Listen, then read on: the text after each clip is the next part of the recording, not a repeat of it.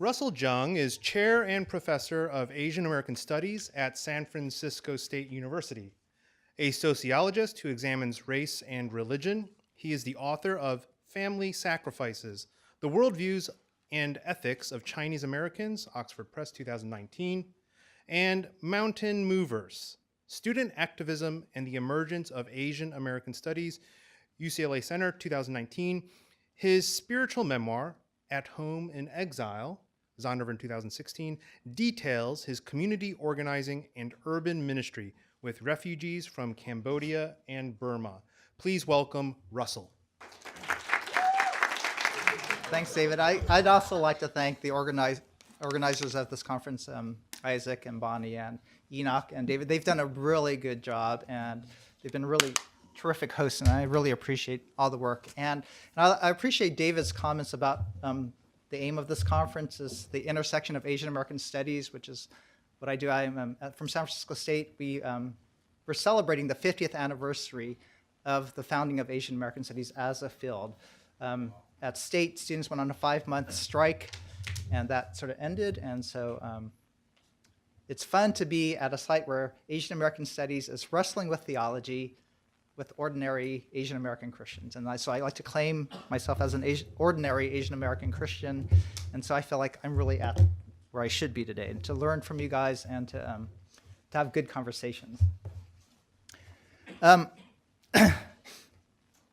I'd also like to thank Jane and Janelle for their provocative talks. And since I was going to make comments and questions during their time, but I just wanted to make a couple of things. From Jane's talk, what's really obvious for me is you saw the shift between Johnson and the Nixon years and how Republicans used the Southern strategy as a white backlash, right? And clearly that's what's happened recently. And you could see the whole Trump phenomenon as pretty much the same thing exaggerated. I actually have a point on Janelle's point. You know, she has all these confusing explanations of why, not explanations, confusing data about why do we do, and I'd like to suggest one other factor that shapes Asian American evangelicals, especially first generation. And you have a sense of racial discrimination and a minority as a racial group, and that's pushing a lot of why Asian American evangelicals vote the way they do. But the second factor is their sense of being a religious embattled minority, and that's a different type of discrimination, right?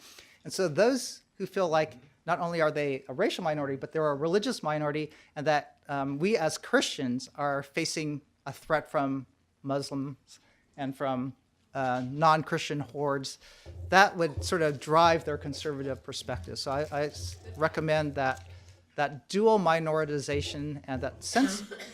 Janelle writes a lot about the boundaries of like who are Christians, who belongs, and if we feel more embattled, then your boundaries tighten and your politics become more conservative. So that's my simple explanation for her confusing data.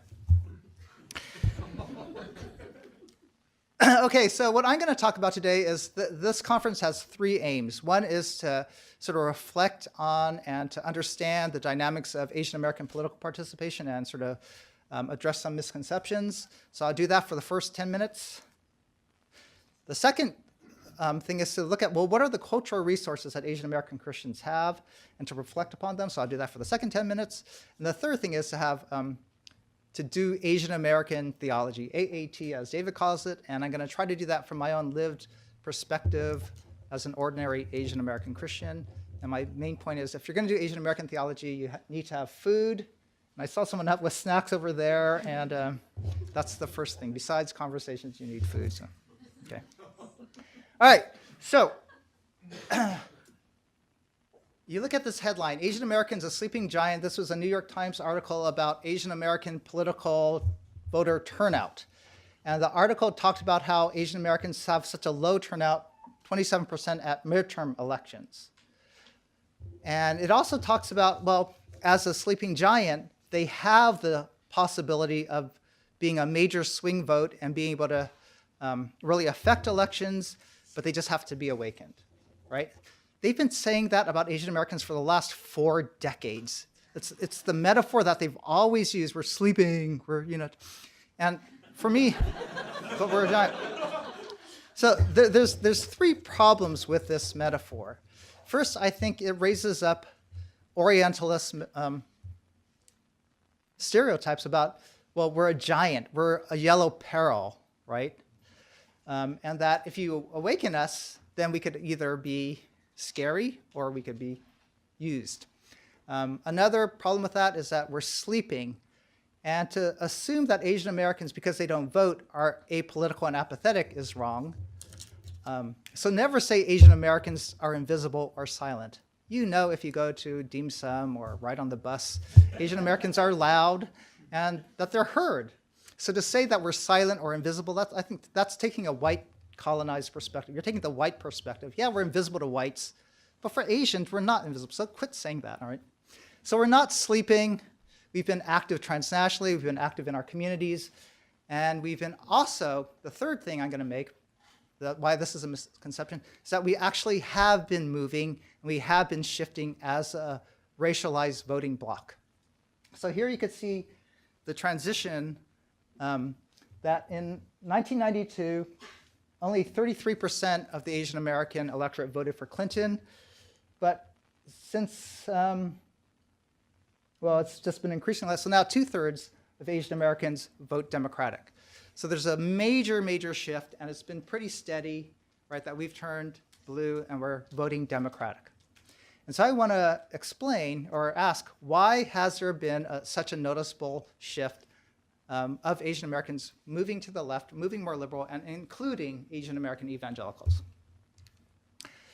So there's four main factors that I examined, and these are what others have said are the primary reasons of why Asian Americans vote the way they do. And you guys have mentioned it in your conversations. First is their migration and generational status. So Asian Americans are the least partisan of any group. So only 1/3 of us, right, are Democrat, 1/3 of us are Republican, and 1/3 are independent or... Until 2018, it turns out. Until, okay.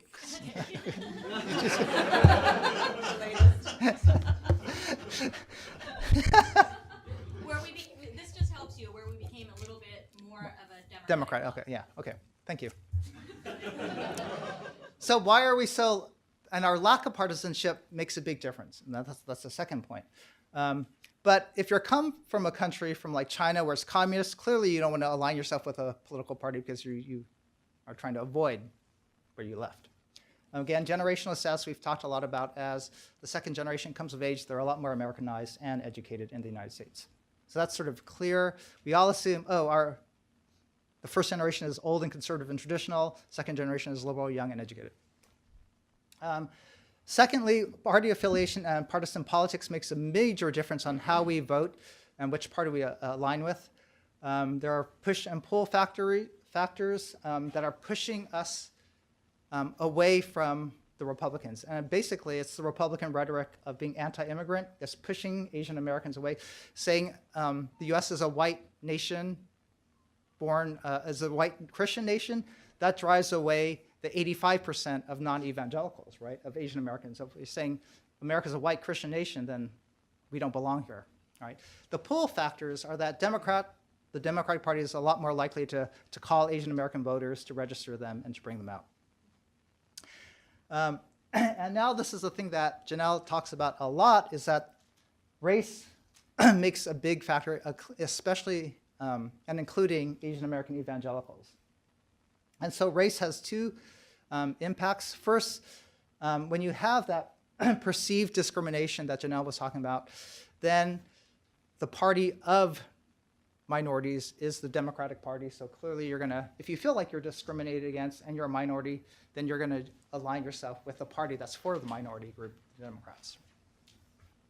The second thing that racialization and developing a racialized identity does is that you not only become aware of your discrimination, but you also become aware of the racialized ethnic interests that you have. And so that's why you have the conflicting, confusing, if they think it's an ethnic interest for them, then Asian Americans will vote on it.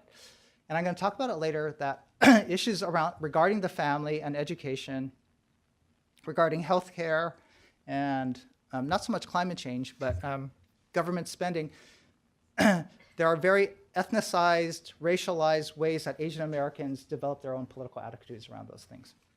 So race impacts us in terms of identity, and race impacts us in terms of the kinds of interests we vote on. Got that? Now, for you guys as theologians, the third thing is religion is a major influence.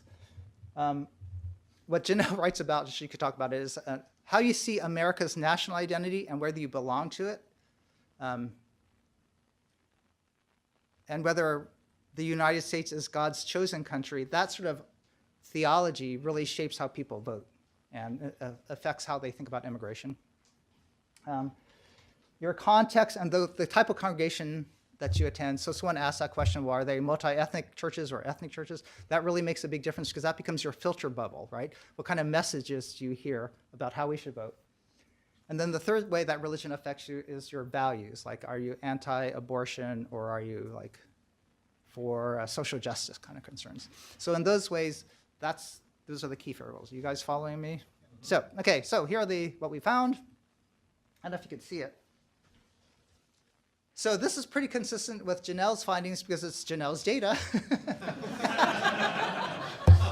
And I got to say, you know... I didn't show this data, though. There's a different survey I did. Yeah, she's done like 20 surveys. And then, you know how in the Old Testament, you know, the poor, you're supposed to leave the grain on the fringes for the poor to pick up and eat. So I take all the data that Janelle leaves on the ground, and I analyze her leftover data. And my whole career is made up on Janelle's leftovers. That's sort of pathetic. But let's go to the data. Okay, I guess you can't see it, but this is Asian American vote by religious group. So I don't just look at evangelicals are somewhere. They're right here. Okay, yeah. But overall, this is primarily looking at generational status, which is what the second generation always care about generational status. Like first generation, what do we care about generation for? You know, we're here. So in general, blue is for Clinton and US born. But the main thing about overall is that this is before the election in 2016. And it's just that immigrant generation are more undecided, and they remain more undecided until the election. And that's just a part of their lack of being socialized in the American political process, not getting as much information from the ethnic press. Got that? And so overall, the second generation is more ready and more sort of selective about who they are, clear about who they're going to vote for. But where you see major generational differences are the minority religions. That as you become more and more aware of your religious minority status among Buddhists and Hindus, you become more democratic. Got that? Now, the opposite trend is going on among evangelicals. Where are the evangelicals? Yeah, here. That you're less likely to vote for Clinton. You're more a Trump supporter if you're an evangelical. And again, that's where we have that transcendent identity factor coming in. That evangelicals think, oh, I'm just an American, God's more important. Who's going to say, when you ask the question, what's more important to your religion or your race? No one's going to say, oh, no, God's not more important. My Asianness is, no Christian should say that. So for evangelicals, their religious identity becomes more significant, and so they're less likely to follow the racialized patterns. Got that? Okay, so that's my first chart. Overall, if you become more aware of your minority status religiously, you become more liberal. But if you become more evangelical, like Asian American second generation, then you become more conservative. That makes sense, right? Now, here's the importance of religion, importance of being Asian American. So this is, how important is being Asian American to you? And the more you say, yeah, religion's more, my race is important to me, the more likely you are to vote for Clinton. Got that? So Asian Americans who have an Asian American consciousness are just clearly more likely to vote for the Democrats. And so even among evangelicals, if your Asianness is important to you, you're more likely to vote. If your Asianness is not important to you, you're more likely to vote for Trump. So if you're an Asian American theologian and you want people to vote a certain way, support that Asian American identity, and they'll vote your way. That's my sort of takeaway. Or the opposite, if you want them to vote more Republican, don't start an Asian American center. It's not going to listen. So that's my pattern. So basically, in summary, again, both religious minority status and racial minority status make a difference. That as you become aware of that consciousness, if you have higher rates of perceived discrimination, you're going to be more likely to vote Democratic because you align yourself with other minorities. Generational status, there are differences over time, but depending on your religion, that generational shift differs. Okay? So that's my first thing. Now, I'm going to shift a little bit and talk about my next book that's coming out in May. And again, it's based on Janelle's data. Thank you, Janelle. That's what it's for. Yeah, public use. And so we asked for this conference, what are some cultural resources that Asian Americans bring to the civic and political life of America? And I'm arguing that, at least for Chinese Americans and probably for other Asian ethnic groups, that we have this trans-Pacific lived tradition called familialism. And it's not necessarily the same as Confucianism. It's not necessarily the same as folk religion, where you ancestry worship, but it's trans-Pacific. It is carried over from the Asia, but it's lived. It's how people think is most important to them. It's their ultimate value system. And if you ask, so this is a study of Asian American non-religious people. They're the religious nuns. So I'm a Christian, so I'm used to all these people with beliefs. And so these are people who are nuns who have no beliefs.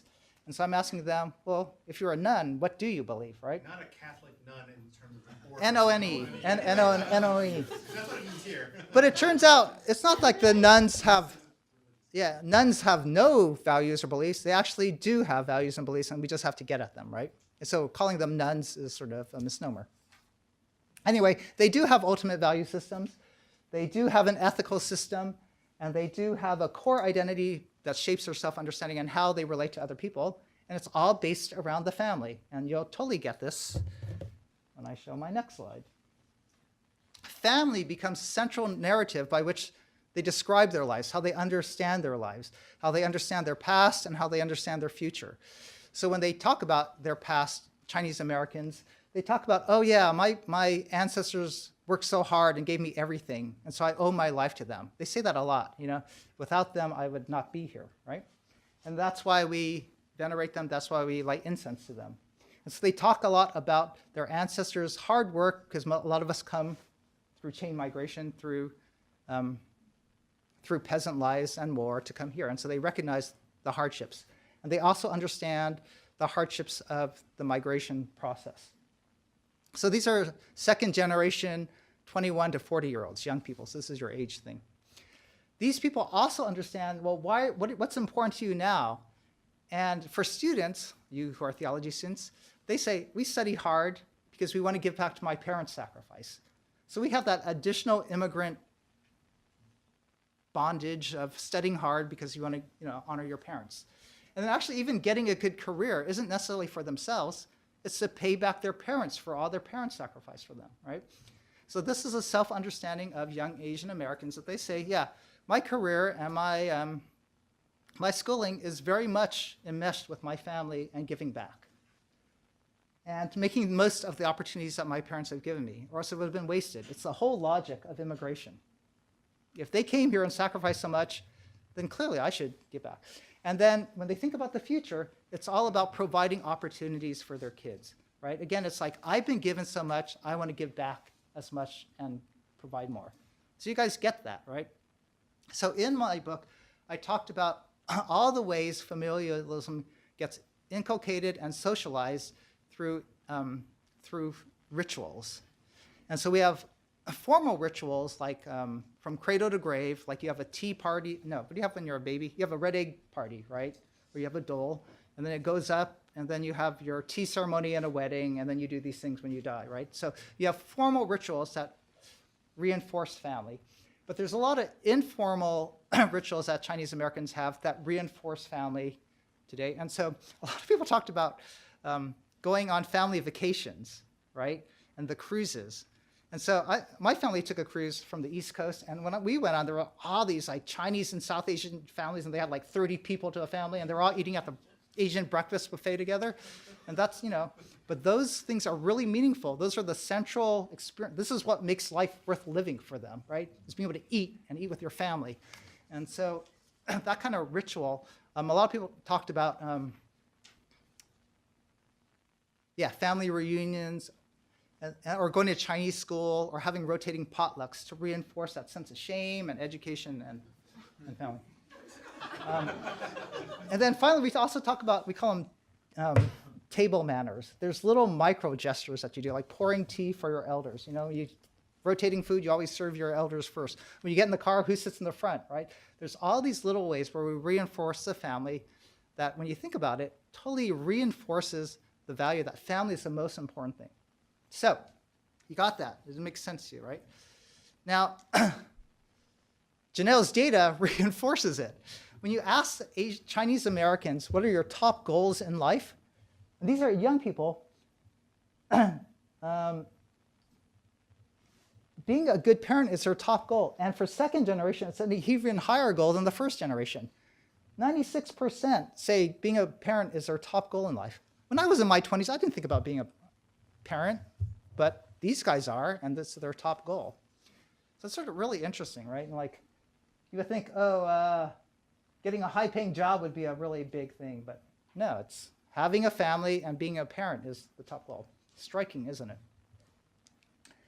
Now, here are other things.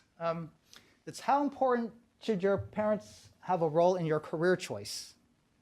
And I don't even know what these numbers. First generation, this is some influence, and this is a lot of influence.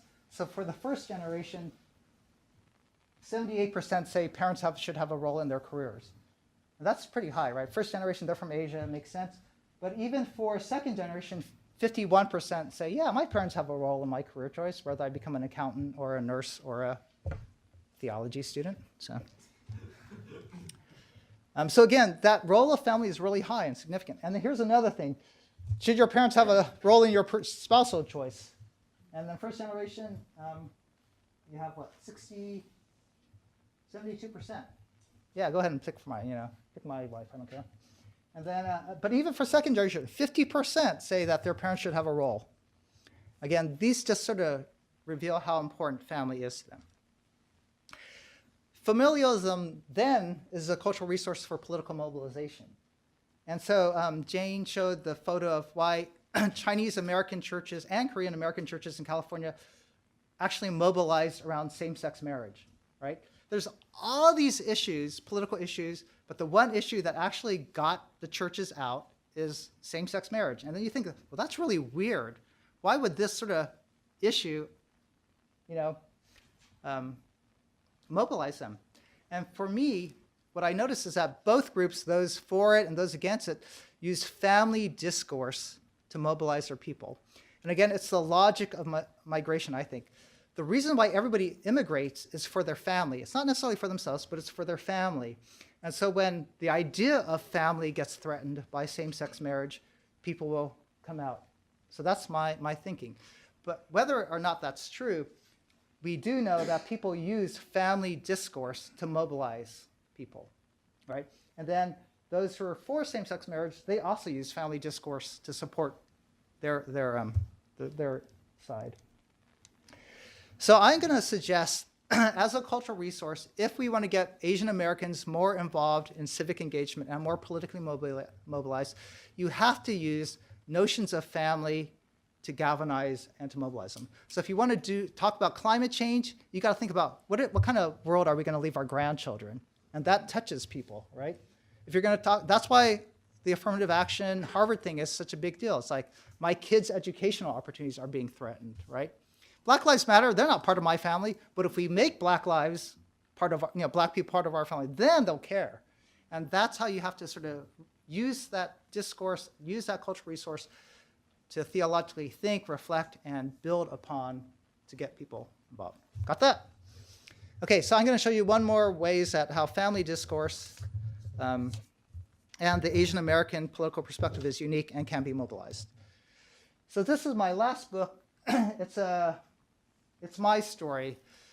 And at one of the conferences that Jane and I were at, Amos Young, the Fuller theology professor, said that African Americans have a theology of liberation, and because they went from slavery to freedom. Latinos and Latinx have a theology of borderlands, that the borders cross them, and so we have to live between worlds, and their theology is from that perspective. And Amos said Asian Americans have a theology of exile, that as perpetual foreigners, as migrants, as people who feel like they don't belong because we face discrimination, we should be developing this theology of exile. Got it? I really liked that idea because I wrote a book about theology of the title of my book is At Home in Exile. He said it exactly when the book came out. I go, hey, Amos, you're so smart. So let me give you an example of this theology of exile that uses familialism. When you talk about political and civic engagement, there's two major models in mainstream American evangelicalism. And this is sort of broadly, I don't know theology, this is what I read from the bestsellers of the topic. One is you have the Tim Keller, Andy Crouch thing. It's very triumphal. Christians should use their power as the creative class to transform our cities. And then when we transform the cities, that'll trickle down throughout the rest of the world, right? So, and Asian Americans, they love Keller because, yeah, we're the creative class. We have the chance to change the world. It's very appealing, right? To think, I can make a difference. I can change the world. So, yay. And that's why you have the Seattle Pacific University. I thought this was so audacious. Engaging culture, changing the world. You know, white people say that. And like Asians, like, I don't change the world. I just want to be able to live peacefully and eat dim sum. But they want to go out and do everything, engage other. So it's a big vision, right? We can actually make change. It's a perspective of privilege. Stanley Hauerwas has the other sort of perspective. Where's Jonathan? I feel like I need a high. Right? Oh, come on, this is a fallen world. All Christians could do is be a colonized cultural colony, and we'll be a light post of our difference, but we can't change the structures. We can't change capitalism, right? So you have these two extreme binaries. Go out and change the world because God's given us the power. It's God's nation, we're God's chosen people. It's like, nope, we can only be a light and a difference, right? And so you have these extreme binaries, and for me, neither were satisfying. So I've been doing urban ministry for 30 years now, and I actually relocated into a low-income neighborhood called the Murder Dubs, and I lived in that apartment complex called Oak Park. And that apartment complex was really dilapidated, and so we sued our landlord. We got 200 people. We organized our fellow tenants, and we won this gigantic settlement that's in the San Francisco Chronicle. So it's one of the largest landmark housing settlements, and it seems like we won justice. And so now you see New Oak Park as a result. So we forced our landlord to sell the building. It became a nonprofit. We Christians bought the place in front. That was an old crack house, and now it's a preschool for the neighborhood. You know, they have ambient heating and solar panels and a community garden and basketball courts. So you think, woo, this is a good story of how God uses Christians and his people to secure justice. But a few years after, so I used to tell this story and everybody would go, well, God's so good, you know, God's a God of justice. And I was able to sell a lot of books. But then what happened is that, ironically and really sadly, is that the strong sense of community we had at Oak Park in the apartments, it really eroded and declined. And so now it's just this sterile suburban apartment complex where nobody interacts, and it's just really boring to me. And the whole ethnic community where the Cambodians used to have these gigantic parties and have this shared life together, it's all gone because they now have a privatized American lifestyle where they all go into their own big homes and just play video games all day, right? And so it's really sad. We feel like we've lost our community. And I talk to my fellow tenants like, and a lot of people ask us, would you have done the lawsuit now knowing what you've done? We have a better, healthier, better housing conditions.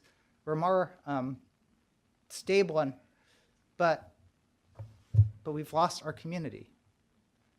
And so this has really sort of thrown me for a loop. It's like, can we ever really secure justice in this world?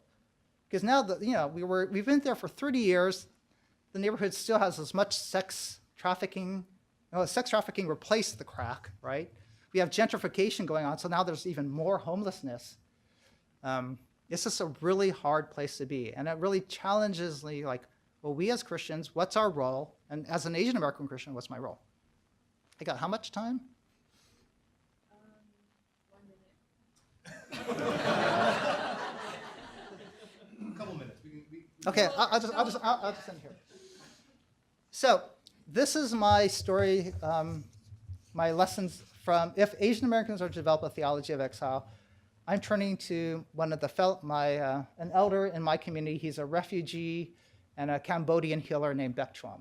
And so here he looks like one of those stoic Oriental monks as the police are in his apartment after a crime. And so when you think about it, Jeremiah's letter to the exiles was really similar. What he is saying to the exiles then is what I'd like to say to you, second-generation Asian Americans now. They're in the same position. When Jeremiah was writing, he was writing to the second generation. They had been there for a generation, and now they're living in Babylon and saying, well, how do we relate to the empire? Are we supposed to be good citizens of Babylon? Are we supposed to be voting in Babylon? How do we relate to Babylon? And it's the same question we could ask ourselves. You guys are going to Princeton, you know, the institution of Babylon, all the food and all the resources. We're learning the language of Babylon. You guys change your names from like probably Wenho to Daniel or David, you know, or something like that. We're eating the foods of Babylon. So what's for the banquet tonight? I don't know. Okay, see? All right, sorry, I'm going off.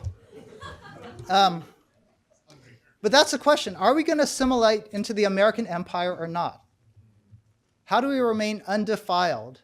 What's our Christian identity that's different from the American empire, different from American white evangelicalism, right? And this is what the Lord says. He says, settle down and start families. And I'll sort of end on that. That's sort of a weird thing, right? Because people are saying, go back home, go back to Judea, go back to... And so people were hoping that they could go back because they were so oppressed in exile. But Jeremiah gives that paradoxical statement, settle down and start families. And that was really weird for me. It's like, why should we settle down in Babylon, right? What's it mean to settle down in Babylon? What's it mean to be assimilated and settled in America? One thing I think is actually being family and remaining family as an exile is actually a form of resistance. And for Asian Americans, being family and staying strong as a family is a form of an exilic call to justice. So when we were forming the lawsuit to fight our landlords, some people, like especially Latinos, were fighting for their rights. They were standing up for their rights. That's the American way for justice, right? We have rights, so we should defend them. Some of the Cambodians were doing it because other people were doing it. So they were just doing this group thing, right? So I asked Baek Chom, this guy, why'd you join the lawsuit? And you think he's a stoic, quiet guy, but he was this really snarky, funny guy. So I go, why'd you join the lawsuit? And he stares at me and he starts laughing. He goes, I did it for you, Russell. I go, what are you talking about? He goes, well, you are knocking on everybody's door and, you know, begging so much. I felt like I should help you out, you know? I go, but he was treating me like his family. Get it? He was like a father to me saying, okay, I see my son running around. My responsibility is to support him and do what he's asking, even though it's an inconvenience, even though it's not going to work out. I'm just doing it because as my family, I have a responsibility to him. And for me, understanding that sense of family, he's not my real, father. I couldn't be farther from a Cambodian refugee, having gone, I'm 5th generation Chinese, but he did see me as his family. So for him, God's shalom, God's sense of justice, justice means taking care of your family. Get it? And injustice occurs when we don't take care of each other as our family. It's a real simple understanding of what justice and engagement can look like. And that's my Asian American familialism at work. It's a whole different notion of justice. And so I'll just wrap up here. I have all these different ways of how Americans and mainstream Americans conceive of justice and how we should fight for justice. But an Asian exilic sense of justice based on family, based on trust, based on prayer, is clearly a different, undefiled way of seeking power for the good rather than like the mainstream American way. So, and there, and thank you for listening. Thank you, Justin.